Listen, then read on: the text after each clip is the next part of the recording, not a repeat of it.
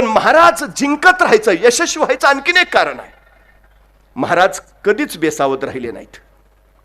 महाराज कधीच गाफील राहिले नाहीत. महाराजांनी कधीच कुठंच 50 वर्षात ढिलाई बाळगली नाही, अजिबात नाही.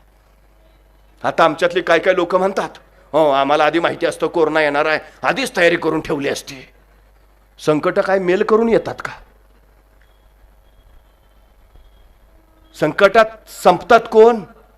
जी बेसावध असतात, जी अखंड सावधान असतात, त्यांचं संकट काहीही करू शकत नाही. संकट पराभूत होतात. महाराज मिरज भागात आहेत, पण सावध आहेत, सजग आहेत. महाराजांना माहिती आहे फतेखान नावाची पहिली लाट स्वराज्यावर येऊन गेली आहे. अफजल खान नावाची दुसरी लाटही स्वराज्यावर कोसळली आहे. या दुसऱ्या लाटेतच ऑक्सिजनची कमतरता भासली आहे. अफजल खानानं डाव्या बगलेत दाबून धरलं होतं महाराजांना. ऑक्सिजनची कमतरता तेव्हाच भासली. 2 लाटा येऊन गेल्यात. आज ना उद्या तिसरी लाट येणार. आम्हाला प्रशासन सारखं सांगत होतं पहिली लाट झाली, आता संपलं, आता काय नाही, आता झाली दुसरी. आम्ही निवांत, आम्ही बेसावध. महाराज नाही, महाराज सावध आहेत, मिरज भागात आहेत.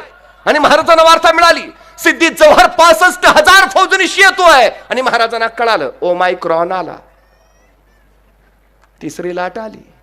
काय करावं महाराजांनी? सुरक्षित ठिकाण गाठावं,